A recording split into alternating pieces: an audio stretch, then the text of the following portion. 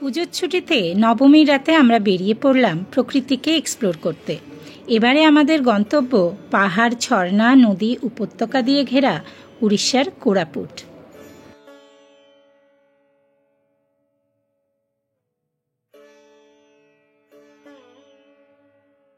নবমীর রাতে হাওড়া স্টেশনে আমরা সম্বলেশ্বরী এক্সপ্রেসের জন্য ওয়েট করছিলাম। আজকে মহানবমী।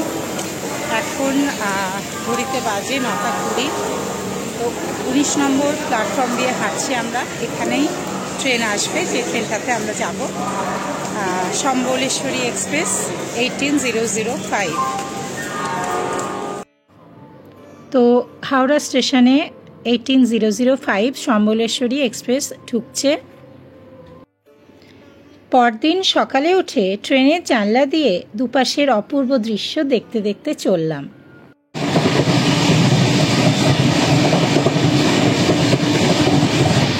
শেষে কোরাপুট স্টেশনে নামলাম। ট্রেন প্রায় 14 ঘন্টা মতো লেট করেছে। রাস্তায় ট্রেনের মধ্যে অনেক বিপত্তি। তো শেষ পর্যন্ত কোরাপুট স্টেশনে নামলাম। সকাল 8:35 বাজে। আগের দিন সন্ধ্যে 7টার সময় পৌঁছানোর কথা ছিল।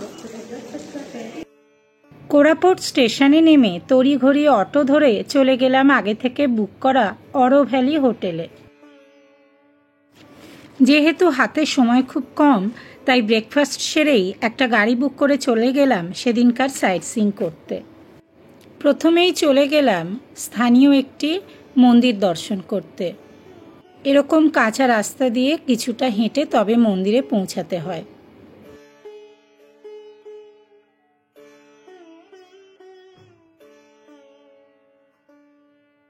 ওখানে পৌঁছে দেখলাম স্থানীয় মানুষেরা ধূপধুনো দিয়ে পুজো দিচ্ছেন।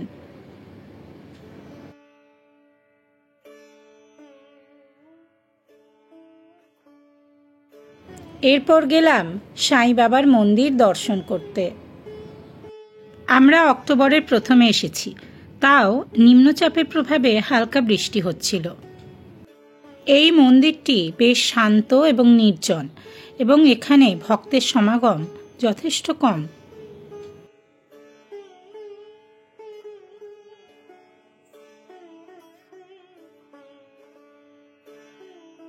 এরপর আমরা গেলাম হনুমান বাটিকা দেখতে।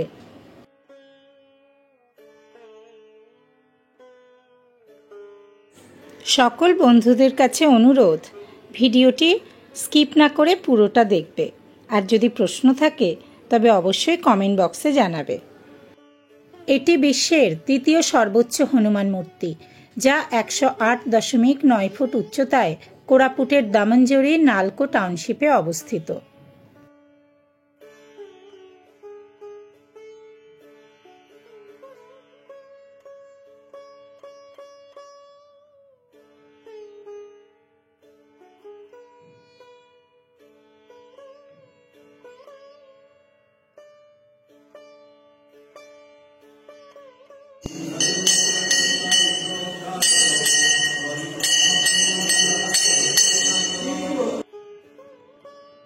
চারিদিকে পূর্বঘাট পর্বতমালার অপূর্ব সুন্দর দৃশ্য দেখতে দেখতে আমরা চলেছি। এখন আমরা যাচ্ছি পুটশিলের উদ্দেশ্যে।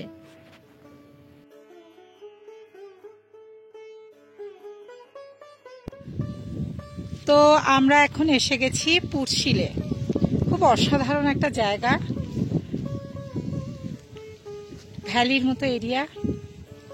কোরাপুটে এরকম সুন্দর একটা জায়গা আছে, এটা কিন্তু অনেকেই জানে না। যদিও ঝিরঝির করে বৃষ্টি পড়ছে আর প্রচুর হাওয়া দিচ্ছে এখানে। পুটশিল দেওমালি পাহাড়ে অবস্থিত একটি সবুজ উপত্যকা।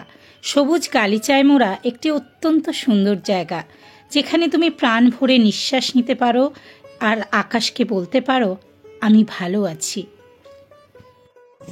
দেওমালি যাওয়ার পথে একটা রাস্তায় খুব সুন্দর ভিউ পেয়ে আমরা ওখানে দাঁড়িয়েছি। মানে কোরাপুট থেকে দেওমালি যাওয়ার রাস্তা এত সুন্দর, দুপাশে ভিউ, মানে সত্যিই কোনটা ছেড়ে কোনটা দেখব। তো এরকম একটা জায়গায় আমরা দাঁড়িয়েছি। দাঁড়িয়ে এবার একটুখানি চারদিকটা দেখছি প্রাণ ভরে আর ছবি তুলছি। মনে হয় এই রাস্তা আমায় বারবার ডাকে। আমাদের পাশের রাজ্যেই এত সুন্দর উজাড় করা প্রকৃতির সৌন্দর্য তার ডালি নিয়ে বসে আছে, না গেলে সত্যিই জানতে পারতাম না। এখন আমরা চলেছি দেওমালির উদ্দেশ্যে। এখন আমরা এসে গেছি ওড়িশার সবথেকে হাইয়েস্ট হিল টপ, যেটাকে বলে দেওমালি। সেখানে প্রথমে খুব বৃষ্টি হচ্ছিল আজকে, কিন্তু এখন বৃষ্টিটা কমেছে, হালকা রোদ উঠেছে, ফলে এখান থেকে ভিউটা যেটা আমরা দেখতে পাচ্ছি সেটা কিন্তু বেশ সুন্দর। উপর থেকে একেবারে অসাধারণ লাগছে। আর এখানকার বৈশিষ্ট্য হচ্ছে এখানে সবসময় ভীষণ হাওয়া দেয়, দেখতেই পাচ্ছ তোমরা, প্রচণ্ড হাওয়া। দেওমালি ওড়িশার হাইয়েস্ট হিলটপ, পূর্বঘাট পর্বতমালার চন্দ্রগিরি পোটাঙ্গি উপশ্রেণীর একটি পর্বতশৃঙ্গ। এটি ওড়িশার কোরাপুট জেলার কোরাপুট শহরের কাছে অবস্থিত। এর উচ্চতা 5486 ফুট।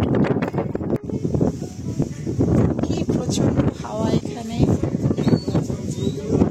মনে হচ্ছে যেন সব উড়ে যাবে, এত হাওয়া। ওখানে দূরে যে বাড়িটি দেখা যাচ্ছে এটি হলো Deomali nature camp, Odisha government ট্যুরিজমের প্রপার্টি। এটা আগে থেকে বুক করে আসতে হয় অনলাইন থেকে।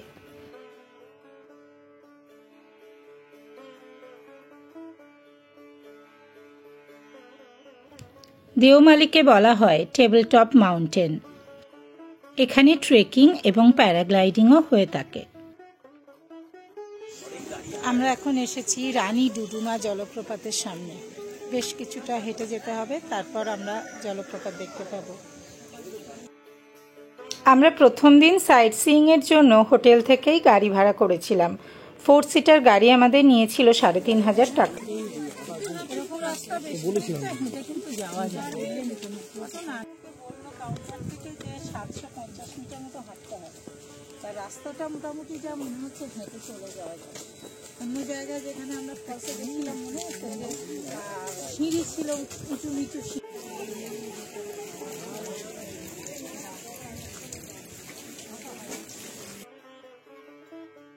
রানী ডুডুমা জলপ্রপাতটি যাওয়ার পথটি বেশ সুন্দর।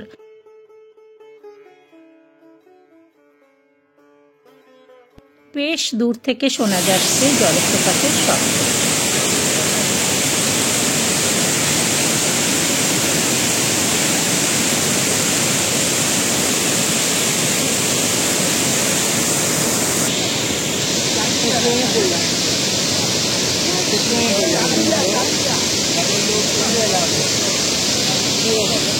তুলে দেবো।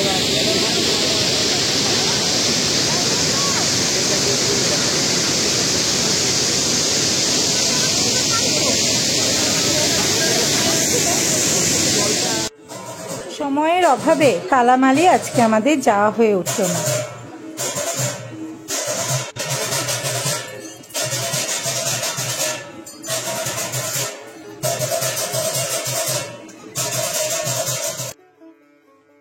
এরপর প্রায় সন্ধেবেলায় আমরা পৌঁছালাম কোরাপুটের ছোট্ট জগন্নাথ ধাম শব শ্রীক্ষেত্র। সেখানে তখন জগন্নাথ দেবের পুজো চলছিল কাঁসর ঘণ্টা সহযোগে।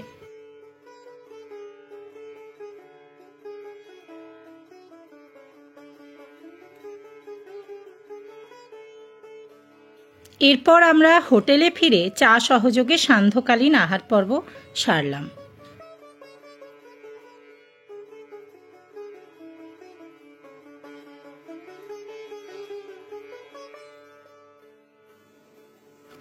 হোটেল অরো ভ্যালি কোরাপুট স্টেশন থেকে মাত্র 10 মিনিটের দূরত্ব।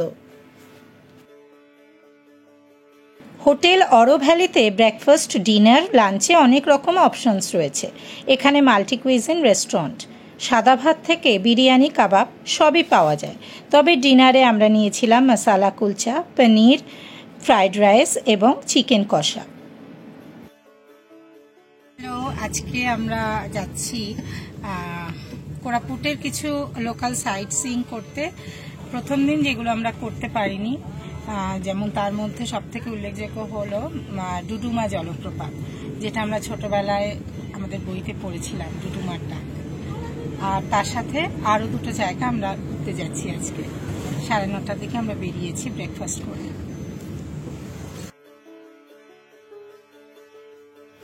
দ্বিতীয় দিনের সাইট সিইংয়ে প্রথমে আমরা গেলাম কোরাপুট ট্রাইবাল মিউজিয়ামে। হোটেলের কন্ট্যাক্ট সহ কোরাপুট ভ্রমণের সমস্ত ডিটেলসের জন্য ডেসক্রিপশন বক্স চেক করো।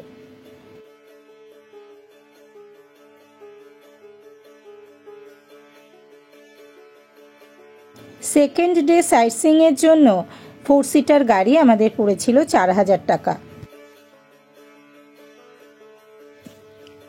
এরপর আমরা এলাম কোলাব ড্যামে। কোলাব ড্যাম আনুষ্ঠানিকভাবে আপার কোলাব ড্যাম নামে পরিচিত। কোরাপুট জেলার জেপুরের কাছে কোলাব নদীর উপর নির্মিত একটি মাধ্যাকর্ষণ বাঁধ। পূর্বঘাটে সমুদ্র পৃষ্ঠ থেকে প্রায় 914.4 মিটার উচ্চতায় নির্মিত এটি একটি বহুমুখী প্রকল্প হিসাবে কাজ করে, যা দক্ষিণ ওড়িশায় জলবিদ্যুৎ, সেচ এবং পানীয় জল সরবরাহ করে।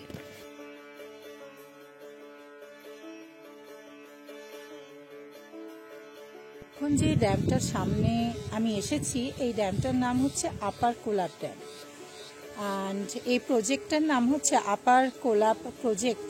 এটা কোরাপুটের একটা সবথেকে বড় ড্যাম।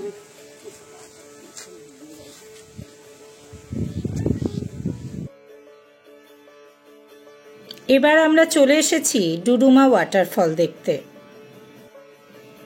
সেই ছোটবেলায় বইয়ের পাতায় পড়েছিলাম ডুডুমার ডাক। তখন থেকেই মনে সুপ্ত ইচ্ছে ছিল ডুডুমা জলপ্রপাত দেখতে যাব। এই হচ্ছে ডুডুমা ওয়াটারফল যাওয়ার রাস্তা। এরকম সিঁড়ি করে রাস্তা করে দেওয়া হয়েছে। জলপ্রপাত যাবার রাস্তাটি বাঁধানো এবং বেশি হাঁটতে হয় না। এই জলপ্রপাতটি মাছকুণ্ড নদীর থেকে উৎপন্ন হয়েছে এবং মাছকুণ্ড জলবিদ্যুৎ প্রকল্পের জন্য খুবই গুরুত্বপূর্ণ। এটি 509 ফুট উঁচু এবং ভারতের 26তম সর্বোচ্চ জলপ্রপাত হিসেবে পরিচিত। জল এত জোরে উপর থেকে পড়ছে যে তার জলোচ্ছ্বাস এত উপর অবধি উঠে আসছে। এ এক অপূর্ব দৃশ্য যা মানুষকে তাক লাগিয়ে দেয়।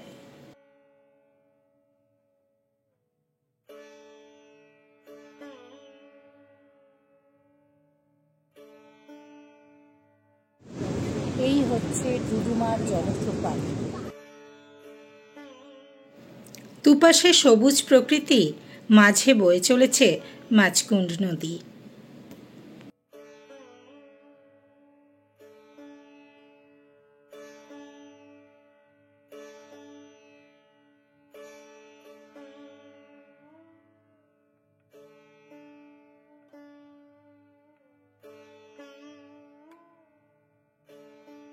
আমরা এখন এসেছি গুপ্তেশ্বর টেম্পলে।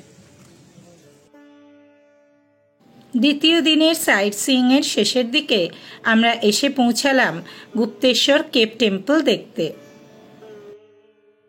তখনও মন্দির খোলেনি, সেজন্য একটু অপেক্ষা করতে হলো আমাদের।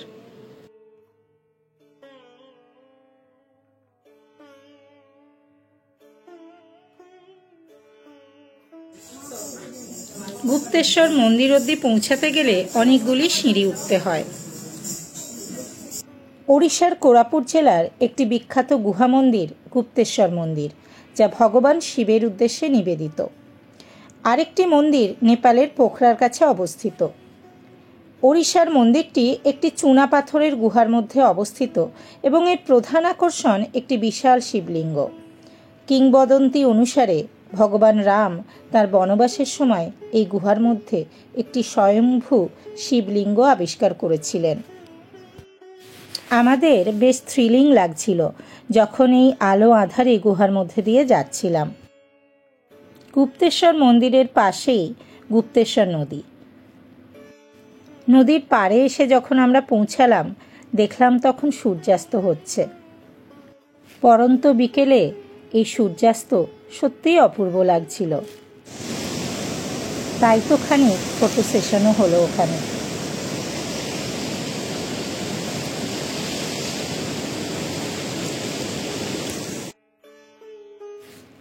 এবার আমাদের অনেক স্মৃতি নিয়ে হোটেলে ফেরার পালা।